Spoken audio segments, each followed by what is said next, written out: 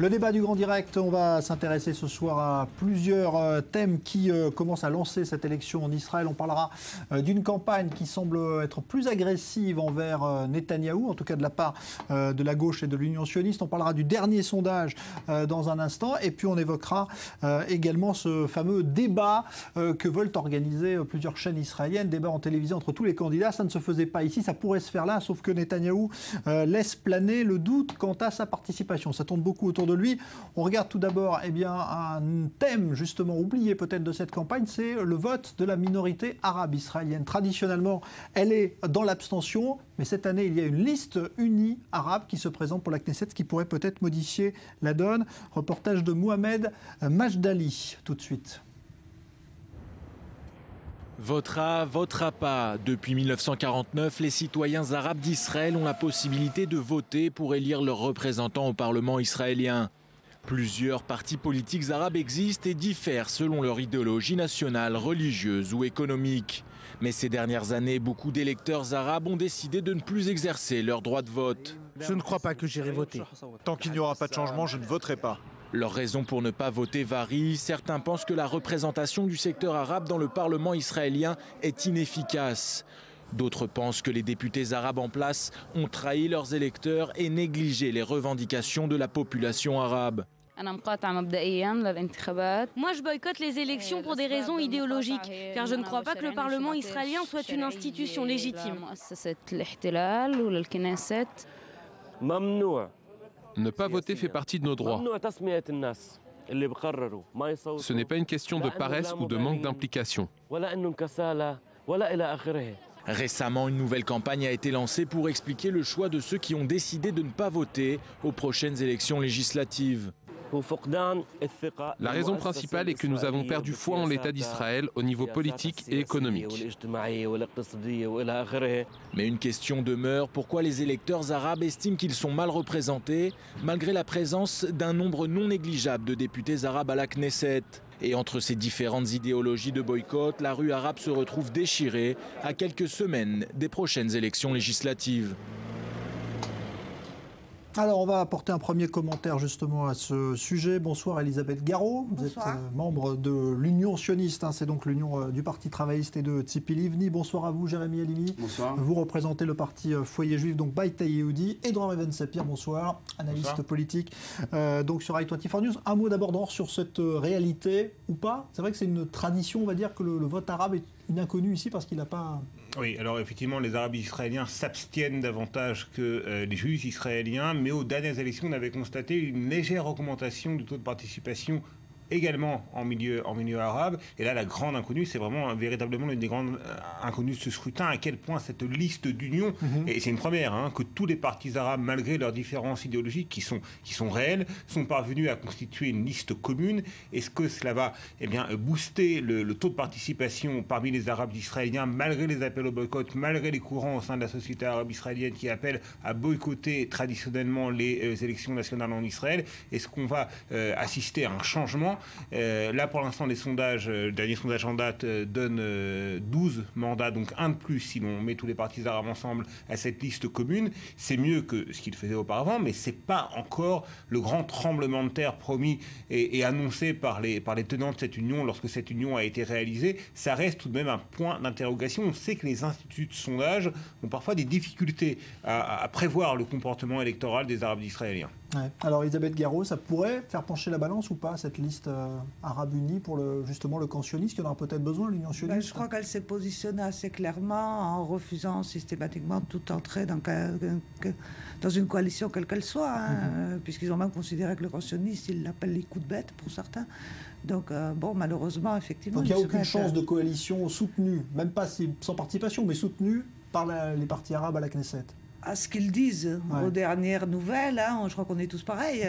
On entend, on écoute, on n'est pas dans le sein des saints, mais visiblement, ils n'ont pas envie de participer. C'est regrettable. Si véritablement cette union des partis arabes parvient à un meilleur score que ce que les sondages lui prévoient actuellement, 14, 15, 16 mandats, ce qui correspond d'ailleurs au poids démographique de la société arabe en Israël, ça pourrait changer la donne, ça pourrait donner aux anti-Netanyahou une majorité de blocage. Je pense qu'il y a deux points importants qu'il faut relever quant à la liste arabe. C'est que premièrement, c'est une liste qui rassemble tous les partis, c'est-à-dire qu'on a des extra-communistes, des gens de l'extrême gauche, et on a aussi Balad, qui est un mouvement à la limite très très antisioniste, dont le père fondateur est Azmi Bishara, et qui a milité depuis de longues années contre l'État d'Israël d'une manière assez virulente.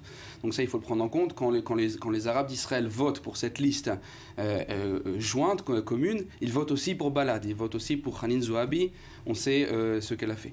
La deuxième chose qu'il faut mieux dire, c'est que cette liste arabe peut dire merci à Victor Lieberman, puisque c'est lui qui avait demandé à l'époque le rehaussement donc, du seuil pour passer à la Knesset, et qu'aujourd'hui, en fait, ça se retourne un petit peu contre lui, puisque le but, c'était un petit peu de mettre les Arabes de côté. Et juste une dernière chose par rapport au Parti travailliste, c'est qu'on sait déjà, peut-être madame va pouvoir nous le confirmer, qu'il y a eu des discussions donc, entre le Parti arabe et le Parti travailliste, non pas pour rentrer dans la coalition, mais pour le défendre bien de l'intérieur. Donc ça serait intéressant quand même de voir un Parti travailliste monter au pouvoir et soutenu par des anti-israéliens, anti-sionistes au sein de la Knesset. Oui, enfin, j'ai pas plus de nouvelles que vous. Je lis les journaux. Je suis pas non plus dans le sein des tractations israéliennes. Bon, mais je les remets pas en cause, très certainement. Maintenant, bon, est-ce qu'il y a des points d'accord, justement, qui peuvent exister entre ces partis arabes israéliens et l'Union sioniste de Livni et Herzog? On a presque envie de vous dire, c'est à eux qu'il faudrait le demander. Non, mais vous, est-ce que vous moi, partagez personnellement, vous... non, je me dis que je suis totalement désolée. Les Arabes israéliens sont partie intégrante de la nation israélienne. Je regrette profondément le fait qu'ils ne veulent pas se mettre les mains dans le cambouis. C'est facile d'être toujours en position de critiquer un petit peu en parallèle, comme on pourrait dire, pour l'extrême gauche française. Bon, c'est effectivement, quand on veut pas les gouverner, c'est facile. C'est une position confortable. Je trouve ça effectivement encore une fois regrettable, mais c'est vrai que c'est une alliance. Bon, mais l'alliance des Carpe des Lapins, on ne peut pas la reprocher qu'à eux. Elles existent aussi, nous, au sein des partis qui représentent la majorité juive. C'est vrai que c'est surprenant de voir une liste arabe où il y a des gens qui sont antisionistes déclarés, des gens qui sont communistes, il y a aussi Hadash, il y a des gens parfois très bien. Je pense à des gens comme Dov Renin, je pense, c'est surprenant, c'est dommage. Il y avait peut-être effectivement une bonne occasion. Alors, est-ce que c'est la faute uniquement, leur faute à eux, ou la faute aussi du Parti travailliste, on va dire, ou de ce qu'on va appeler la gauche israélienne, qui n'a pas suffisamment fait d'efforts? Encore une fois, je suis peut-être comme vous, enfin, une citoyenne israélienne qui milite, mais qui n'a pas d'informations plus que ce que, en tant que spectatrice, j'observe et je commente. Je pense que la vraie question qui se pose, qui a été posée par Jérémy Halimi, peut-être, et je vais la formuler un petit peu différemment, dans l'état actuel des choses, et étant donné la droitisation de la société israélienne, on imagine mal la gauche revenir au pouvoir sans l'appui direct ou non des partis arabes. Et ça peut mettre le Parti travailliste dans une situation difficile, même par rapport à son propre électorat. Vous avez raison. Tout l'enjeu, si jamais effectivement, par chance, l'Union sioniste ou le Mahanet Zioni, le camp sioniste, est devant et chargé de former le gouvernement, tout le problème, ça va être pour pouvoir former une coalition solide et stable. C'est pas facile. Même Bibi, qui était considéré comme quelqu'un de très fort au départ, il a tenu 18 mois. C'est difficile de faire des coalitions, et c'est vrai qu'après les tractations commencent, et c'est vrai qu'en tant que citoyenne israélienne, même militante, je sais pas, je suppose que vous êtes pareil, on est aussi lucide, on sait que ça sent pas très bon, on sait que c'est pas très joli, on sait que parfois, on l'a vu à la dernière coalition, puisque vous aurez aussi exactement le même problème à droite, si en revanche c'est Bibi qui est devant, ça n'a pas été l'amour fou entre Bibi et Bennett. Ce qui est intéressant de dire, c'est qu'un parti, donc juste que vous représentez, qui s'est pris donc pour le camp sioniste, pourrait éventuellement être soutenu de l'extérieur peut-être par des partis arabes qui sont foncièrement anti-sionistes. Donc, oui, voilà. mais on pourrait dire la même chose. Vous aurez aussi besoin d'un appel des religieux qui sont, on va dire, des gens très religieux qui ne sont pas nécessairement non plus des paragons. Non, je ne parle pas de religieux comme vous, religieux qui peuvent être. Je parle de partis ultra-orthodoxes qui parfois ont eu des déclarations qui ne sont pas très sionistes non plus, et vous avez eu besoin de vous appuyer aussi sur ces partis-là. On sait qu'aux extrêmes de la société, il est vrai, on n'a pas cela dit, de notre côté, on ne veut surtout pas pas faire ce parallèle entre les partis arabes et les partis Haredim, donc les partis ultra-orthodoxes, qui font malgré tout partie du peuple juif, à la différence des partis arabes. Alors, je voudrais qu'on évoque, Dror, avec vous, le dernier sondage de ce soir qui semble remettre justement le Likoud avec de l'avance qui n'était plus le cas ces derniers jours. Une avance sérieuse. Si on en croit ce sondage que l'on doit à la première chaîne de télévision israélienne, à Wotsecha, le Likoud mène avec 27 mandats et derrière le Machaneh Tsioni, le centre-gauche, avec 23 mandats. Un écart de 4 sièges sur les 120 que compte la Knesset, il faut le rappeler. C'est tout de même assez considérable, le Likoud qui creuse l'écart. Mais ce qu'on peut constater, c'est qu'il creuse l'écart surtout aux dépens des autres partis de droite. C'est-à-dire que l'équilibre entre les deux grands blocs idéologiques, le bloc du centre et de la gauche et le bloc de la droite et des partis religieux de droite, comme le parti qui est représenté par Jérémy Halimi, le foyer juif, eh bien cet équilibre, il est plus ou moins stable. Par contre, à l'intérieur des deux blocs, eh bien, on constate à l'intérieur du bloc de droite que Naftali Bennett continue sa chute. 11 mandats seulement dans ce sondage, alors qu'on le donnait à 15-16 sièges il n'y a encore pas si longtemps, et c'est le Likoud qui en profite. Et la stratégie adoptée par Benyamin Netanyahou, elle est très claire. Il mène une campagne à droite pour refidéliser l'électorat de la droite profonde, pourrait-on dire. Aujourd'hui, Benyamin Netanyahou a fait campagne à Eli. Eli, c'est une implantation au plein cœur de la Cisjordanie. C'est l'un des bastions du sionisme religieux. Et c'est là que le Premier ministre a décidé de faire campagne aujourd'hui. C'est pas un hasard. Lorsque Benyamin Netanyahou décide de limoger des membres qu'il qualifie comme étant d'extrême gauche, antisionistes justement, du comité, du jury du prix d'Israël en matière de littérature, là aussi, c'est un appel du pied à l'électorat de droite et c'est une stratégie qui porte fruit manifestement puisque le Likoud gagne des points aux dépens de Naftali Bennett. Alors justement, ça veut dire qu'il y a un vote utile qui est demandé en quelque sorte par Netanyahou. Ça va, justement, vous allez en faire les frais? Oui, bon, on peut dire plusieurs choses. Je pense qu'effectivement, on subit aujourd'hui encore un petit peu l'effet Ohana, donc l'effet qui s'est passé il y a 2 semaines par rapport à la candidature de cet ancien joueur de football, c'est ça, qui était exactement, on peut dire ça comme ça. Mais je pense que ça va se stabiliser. Cela dit, ce qu'on peut dire, c'est 2 choses. Premièrement, c'est vrai que Netanyahou et le Likoud font une campagne assez intéressante. Elle est un petit peu comme ça, cynique. Elle est à la limite. Elle s'adresse un petit peu à tout le monde et elle est un petit peu comique. Bon, mais les gens reviennent rapidement de ça. Et deuxièmement, c'est qu'il y a parmi donc le public une certaine appréhension, une certaine peur de voir la gauche monter au pouvoir.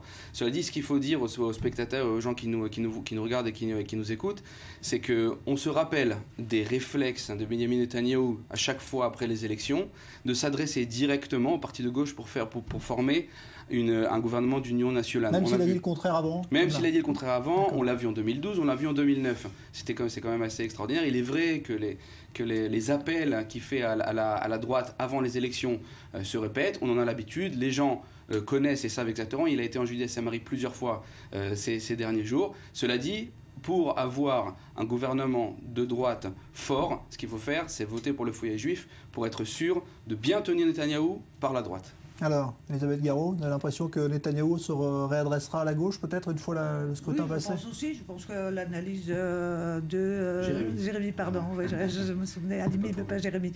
Oui, je pense que l'analyse de Jérémy n'est pas fausse. Maintenant, nous, bon, c'est vrai qu'un sondage, c'est un instant T. On est quand même encore à 5 semaines des élections. On sait que 5 semaines, c'est une éternité. En Israël, tout peut se passer. Mais quand même, vous n'avez pas l'impression que, peut-être ça tient à la personnalité d'Herzog, mais le sionisme, le mouvement sioniste, l'union sioniste ne décolle pas, peut-être? Oh, je ne suis pas si pessimiste. Hein. Non, d'abord, je pense qu'on va quand même se rappeler quelque chose. Et c'est une constante, et elle existe, je crois, dans toutes les démocraties occidentale. Le grand camp, le grand parti, c'est le parti des abstentionnistes. Nous, ce qu'on essaye de faire, autant vous de votre côté, vous essayez de consolider la droite, nous de notre côté, et d'après les sondages qui nous disent plutôt que les indécis auraient plutôt envie de voter pour l'union sioniste, moi l'appel que je formule, c'est de dire sans arrêt aux gens, nous avons la chance dans cette région du monde d'avoir le bonheur de pouvoir voter, alors qu'à des dizaines de kilomètres d'ici à vol d'oiseau, les gens continuent à mourir parce qu'ils ne votent pas et parce qu'ils sont privés de ce droit, j'en conjure tous les citoyens israéliens, votez pour ce que vous voulez, mais remplissez votre devoir électoral, allez voter, mobilisez-vous. Et bien sûr, on a l'espoir très fort que, surtout parmi les abstentionnistes, ils vont réussir à rééquilibrer la balance de notre côté. Bon, rapidement, Dror, on attend beaucoup d'abstention ou pas pour ce scrutin? C'est toujours un inconnu. Le taux de participation baisse en Israël. Au dernier scrutin, il avait quelque peu remonté par rapport au scrutin précédent. Bien évidemment, chacun des partis tente de remobiliser ses troupes.